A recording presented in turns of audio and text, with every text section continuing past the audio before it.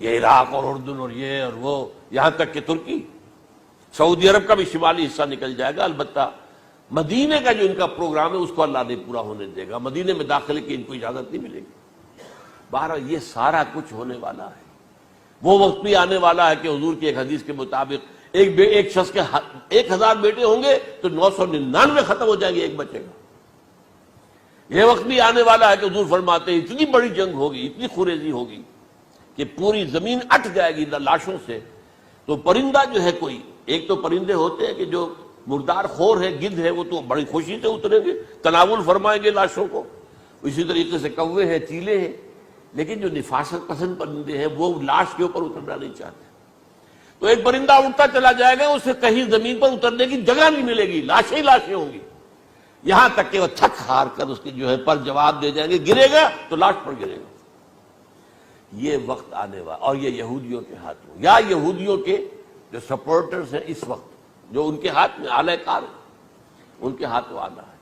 میرے نزدیک اس کام کے لیے اس ملعون قوم کو، کہ جو حضرت عیسیٰ کے زمانے سے ملعون ہو چکی ہے، اس کو باقی رکھا گیا ہے، اسے یہ موقع دیا گیا ہے۔ اس نے اسرائیل بنا لیا ہے، تقریباً 2000 سال کے بعد وہ دوبارہ آ کر آباد ہوئے اس سرزمین میں جہاں سے نکال دیے گئے تھے 70 عیسوی کے اندر۔ یہ سارا کچھ کیوں ہو رہا ہے؟ ان کا یہ استثناء کیوں کیا گیا؟ یہ بڑی تلخ بات ہے، یہ یاد کر لیجیے۔ کیونکہ یا تو قوم اسی وقت ہلاک کر دی جاتی، جیسا کہ ہوا قوم نوح، قوم ہود، قوم عاد، قوم ثمود، قوم شعیب، یہ ہوا کہ نہیں ہوا؟ اور سدوم اور عمورہ کی بستیاں جہاں حضرت لوط بھیجے گئے، اور آل فرعون جو ہلاک کیے گئے، یا تو پوری قوم ہلاک کی جاتی؟ نہیں، یہ یوں سمجھیے کہ اس پورے معاملے کو درمیان میں سے ایک وقفہ دے دیا گیا، حضرت عیسیٰ کو اٹھا لیا گیا، اور حضرت عیسیٰ دوبارہ آئیں گے۔ یہ کیوں کیا گیا؟ اب اس میں بڑی تلخ بات آپ سے کہہ رہا ہوں، یہ آپ کے لیے قبول کرنا آسان نہیں، حلق سے نیچے اٹھنے کی مشکل سے۔ اس قوم کو زندہ رکھا گیا ہے جو ملعون اور مغضوب علیہم قوم ہے۔ سب سورہ فاتحہ میں مفسرین لکھتے ہیں ضالین، یہ نصارہ ہے، اور مغضوب علیہم یہ یہودی ہیں۔ اور قرآن کہتا ہے لعن الذین کفروا من اہل الکتاب علی لسان داؤد وعیسی ابن مریم، لعنت کی گئی ایک ملعون اور مغضوب قوم کے ہاتھوں آخری امت محمد، اور اس کا بھی بہترین حصہ، اس پر عذاب ان کے ہاتھوں آئے گا۔ عربوں پر عذاب یہودیوں کے ہاتھوں، اس لیے ان کو بچایا گیا۔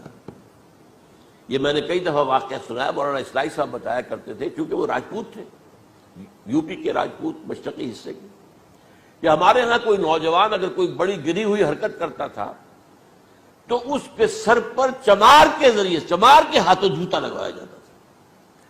اگر راجپوت کے سر پر راجپوت کا جوتا گرا تو چلو تکلیف تو ہوئی، لیکن یہ کہ راجپوت کا جوتا گرا ہے نا، پڑا ہے، لیکن راجپوت کے سر پر چمار کا جوتا، جس کو آپ انگریزی میں کہتے ہیں to add insult to injury, وہ تکلیف بھی ہے جوتا کھانے کی، اور انسلٹ ہے کہ ایک چمار مار رہا۔